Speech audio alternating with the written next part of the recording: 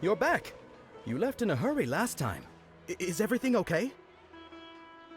Everything's fine. Just, it's a little hard to explain.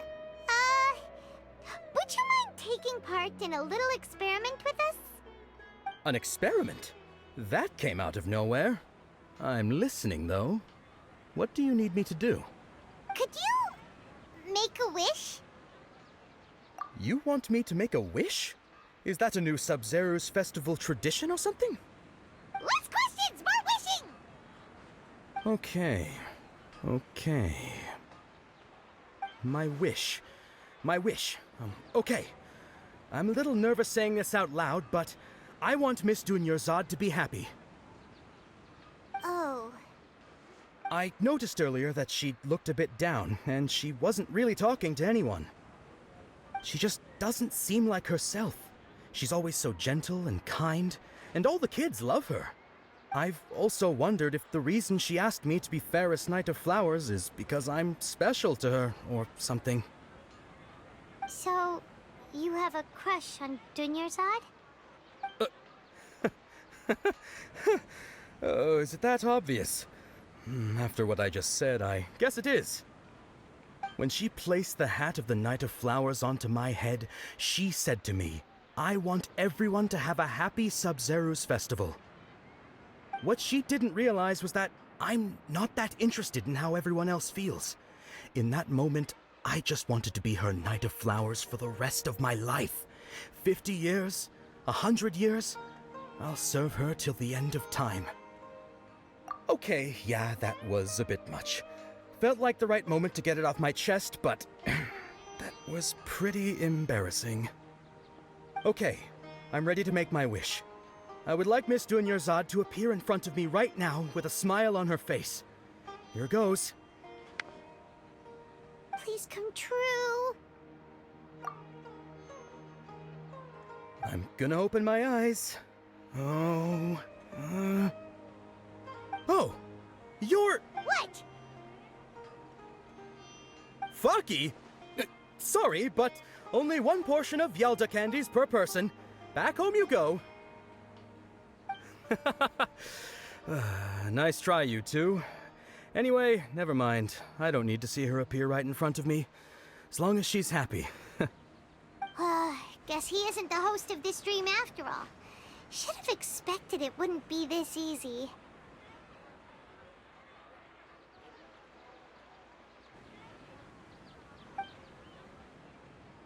It seems like everyone who knows Dunyarzad loves her. But none of them has any idea that she... My lady, step back.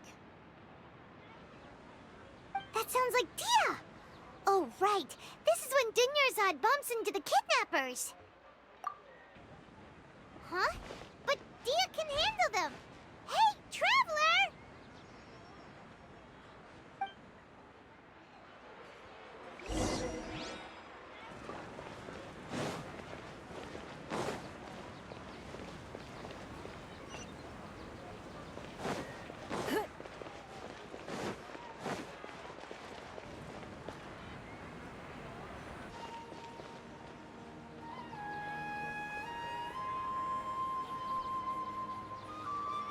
Oh, it's you. Great timing.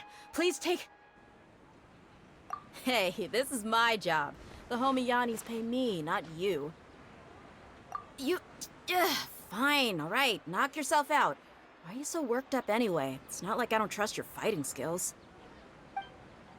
Anyway, watch yourself.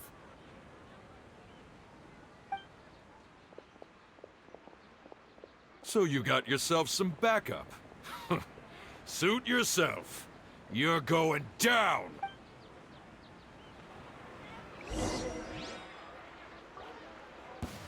That's close enough.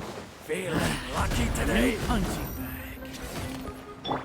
As a good knight should.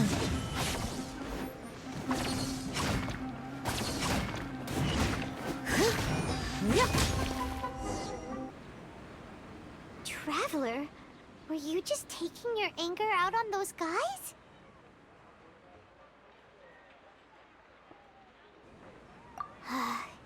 You and Nahida both. Dunyarzad wouldn't want to see you two like this. Oh, and speaking of her, Paimon just remembered something. Remember how during the first Sabzeruz festival, before the Samsara started, we came here with Dunyarzad because she wanted to pick something up? She said it was because she had forgotten something. Okay, so Paimon's memory is working so far. Anyway, Paimon also remembers that she is staying somewhere around here.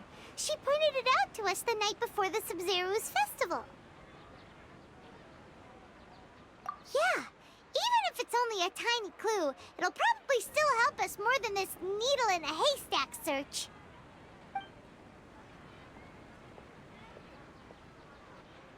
This is the place. It's rude to enter other people's spaces without permission, but desperate times call for desperate measures. Hey, the windows are unlocked. Okay, Paimon's gonna take a peek inside.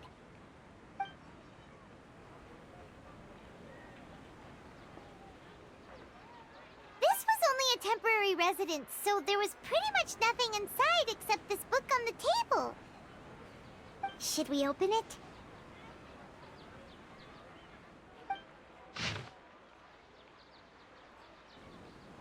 Wow. Dunyarzad wrote all of this. Sounds like she was always thinking of us even while we were away. Even though she was also busy preparing for the Sabzeruz festival and had all her health problems to worry about. She must have wanted to give this to us as a gift on the day of the Sabzeruz festival, right? If we hadn't found this book, we never would have known. But now that we know, we can't even thank her. Hey! Where are you off to now?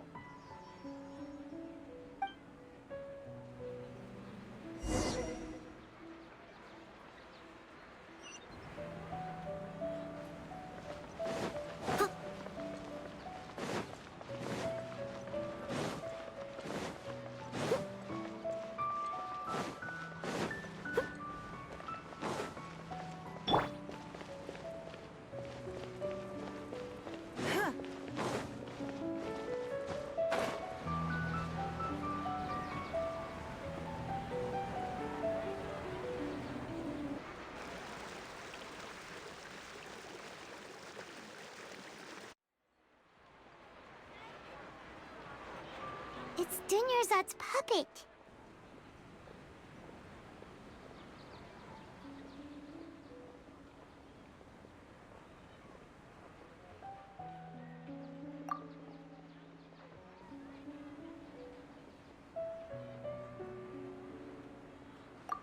Traveler? You must be exhausted. Come to think of it, we've been stuck in this place for a really, really long time. Heck, even the last time we were chatting happily with Dunyarzad feels like an eternity ago.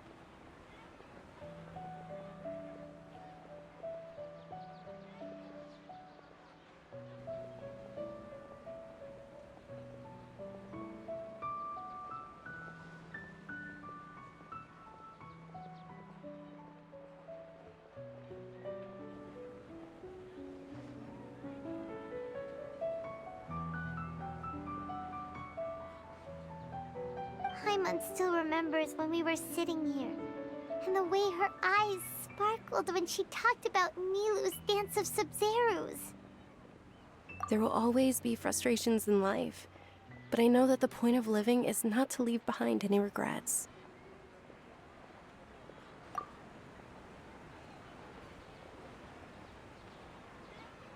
That was what the real Dunyarzad said, wasn't it? Does that mean... Yes, Traveler. What is it? Oh, so she's still just a puppet. But just now, how come...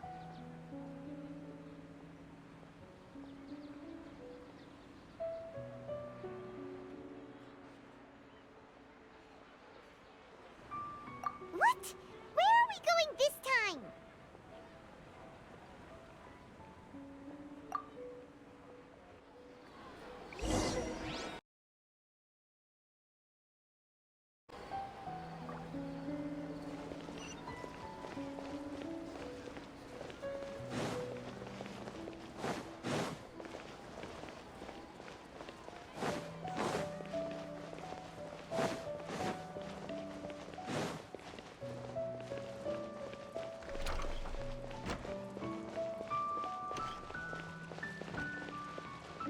If you continue to resist, we will have to order an investigation into every single event organizer.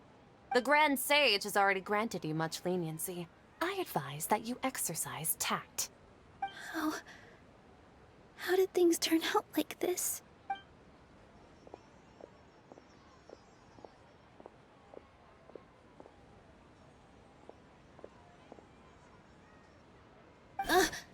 Traveler? You don't have to get involved. He's a sage from the Academia. I don't want to drag you into this. Traveler. Traveler? What the heck are you doing? If you get arrested by the Academia, that's another day gone to waste!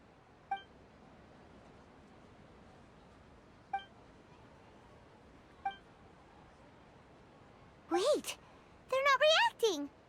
Have they been scared stiff?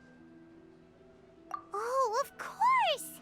If this is the Sage's plan, they wouldn't put themselves through this. So they're just substitutes. What is this?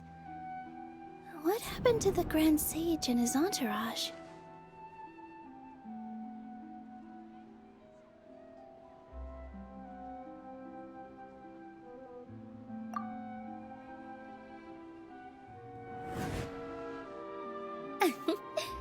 Like I said, they symbolize the goddess of flowers. It's just a shame that all the real Padisaras went extinct after her death. Yes. The Greater Lord brought forth new Padisaras in memory of the goddess of flowers. But she ultimately could never truly replicate that beautiful shade of purple.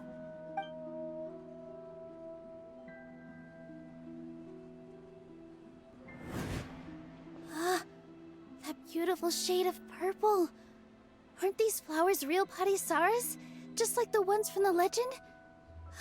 I didn't even notice. Dunyarzad, did you find these?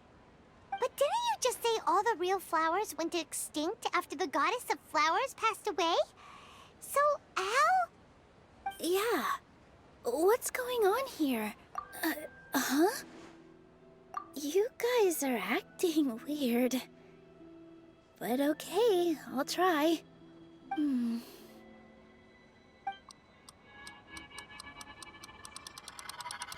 Hey! They disappeared! So Nilu's the host. What a surprise! Purple Padisaras don't exist in the real world anymore. But in Nilu's subconscious, they can appear as decorations on the stage. It's just like the example Nahida told us. People assumed there will be food on a plate, and Nilu assumed there would be real Padisaras in the flower pots. So when you saw the flowers, you instantly knew it was Nilu? But if we want to end the samsara, we need the host to become aware that they're dreaming. How should we make Nilu realize that? Am I dreaming? Huh?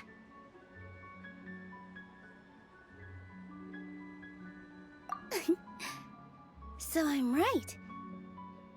Is this Lesser Lord Kusanali responding to our celebration of the Sabzeruz festival? Wrong guess, but you aren't completely wrong either. The point is, what made you think this is a dream? As far as you know, people in Sumeru don't dream, right? Yeah, but have you heard the tale of the first sage? To prevent a calamity, he went on a journey to find the Dendroarchon. Ooh, sounds familiar. Dunyarzad told us a story like that when we first arrived in Sumeru City. Yep, but in the part you heard, he hadn't become the first sage yet. There's more to the story. His piety and wisdom were acknowledged by the Dendroarchon, and she finally gave her blessing to him. All kinds of spectacular scenes appeared in front of the first sage, as if all the knowledge in the world was being painted onto a canvas right before him. He was captivated. After who knows how long, he mastered all the knowledge he could comprehend. Afterward, he said to the Dendroarchon, "I miss my parents, my wife, and my children. I've been away from home for far too long. They must be worried." The Dendroarchon smiled. The next second, the sage found himself lying in his bed, as if he had just woken up from a dream. His wife lying next to him said, "You're off to search for the Dendro Archon today, aren't you? Have a safe journey, my love." In the end, the first sage took care of many disasters in Sumeru City and founded the Academia.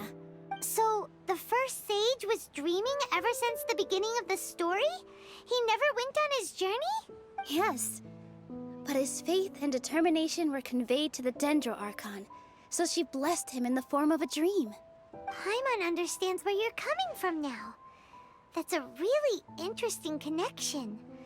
But we really gotta wake up soon, like the sage in the story! I see.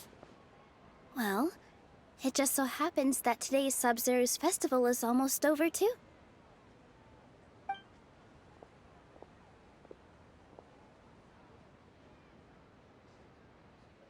Since we're in a dream, let's make this final dance of Sabzeruz as beautiful as we can.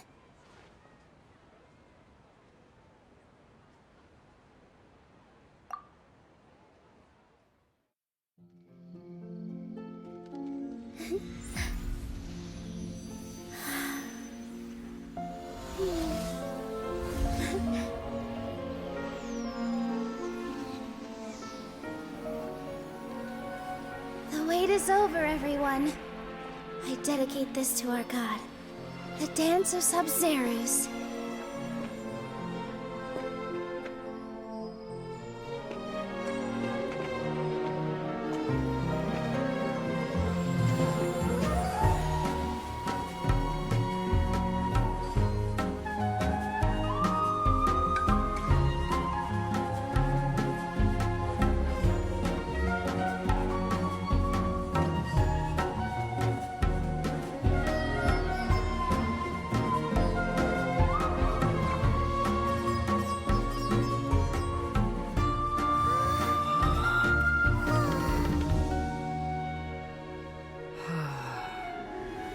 I'd be lying if I said I had no regrets.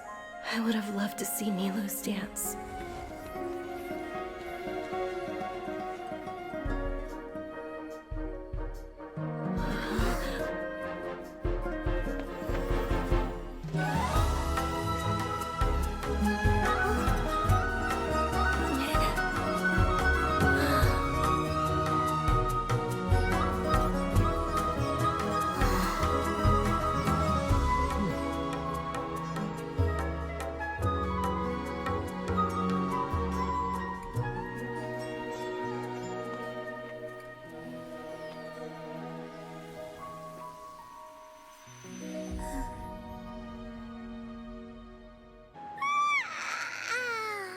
Oh, good morning, traveler.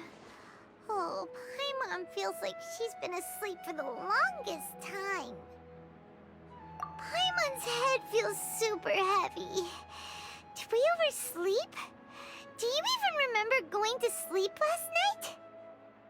Paimon thinks it was after the Sabzeruz festival. The Sabzeruz festival! Have we finally escaped from the Sabzeruz samsara? Quick! Take off your Akasha terminal!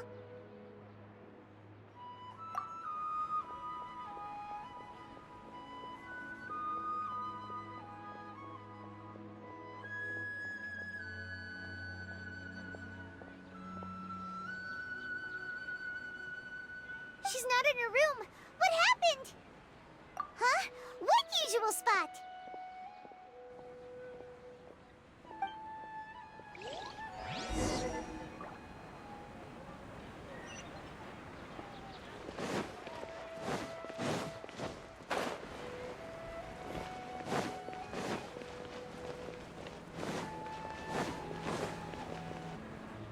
Well done, Traveler and Paimon. And thank you, Dunyarzad, for organizing the Sabzeruz festival for me. I'm sorry, who are... Dunyarzad! You're okay! Oh, don't scare us like that! Oh, Traveler Paimon. I have something amazing to tell you.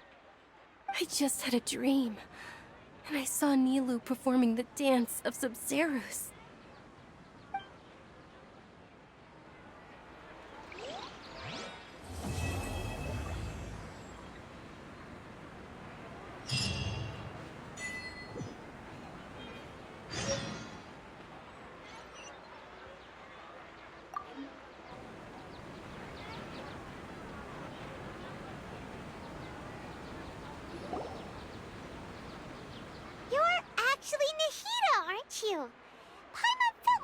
was acting weird when we met at the Sabzeruz festival.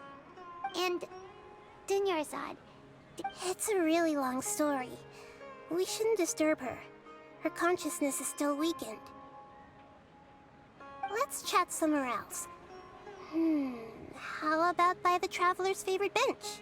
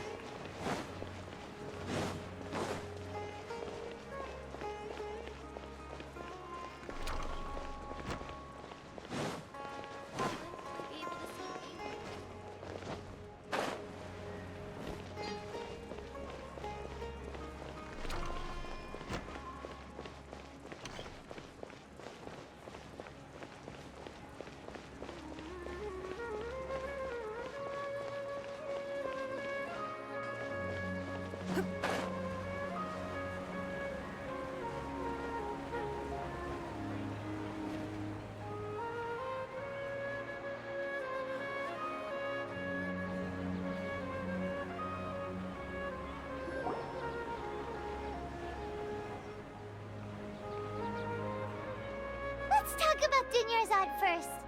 It's such a relief that she's all right. After we parted on the last day of the Sabzeruz festival, I left the city and saw what the Traveler had described.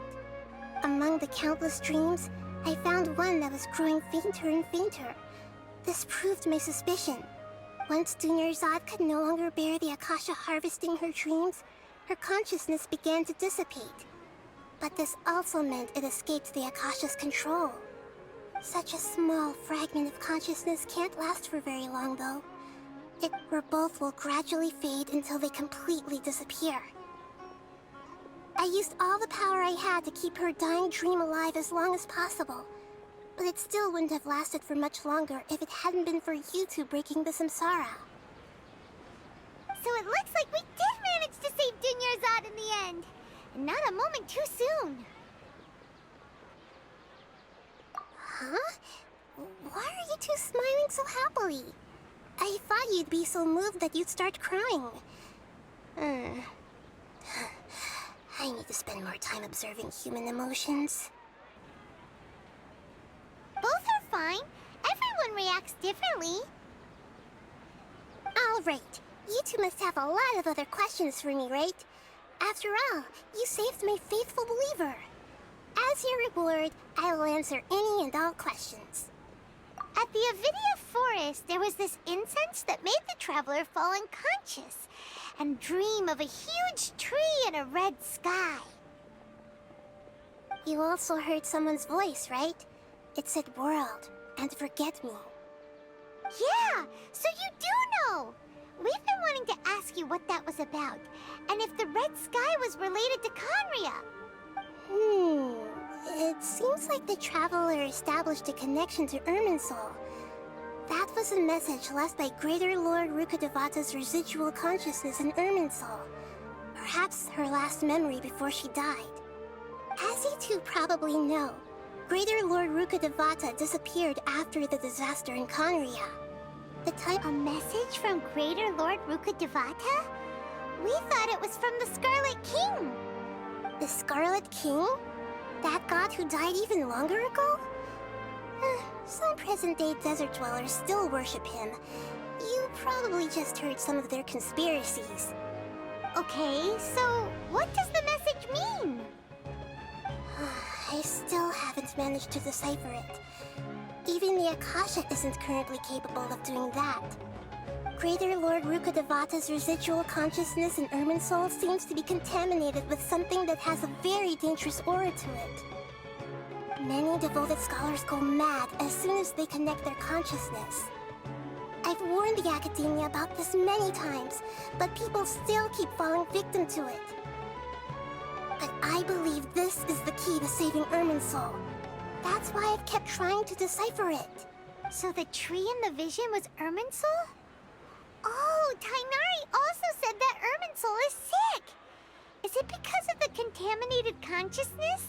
But even if you can't figure out what that vision was all about, it seems like our search for you was all in vain. The Traveler wasn't affected after coming in contact with that consciousness. I've never seen anyone like that.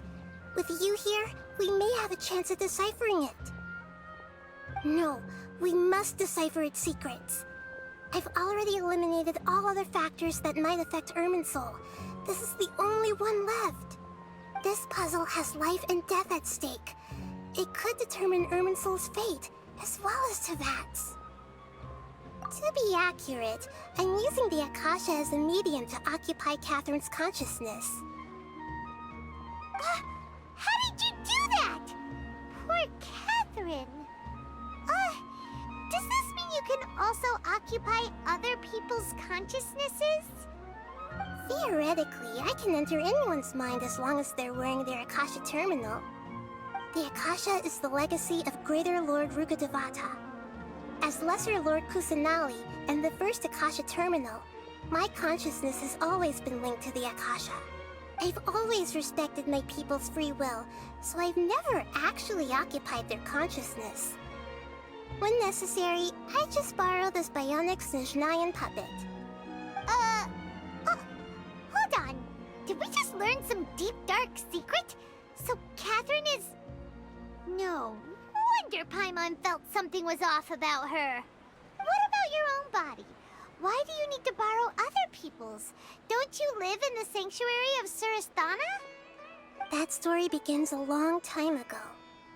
After Greater Lord Rukkhadevata disappeared, the sages found my newly born self and took me back to Sumeru.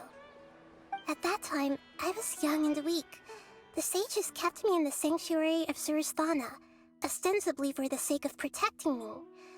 But I've hardly heard from them since.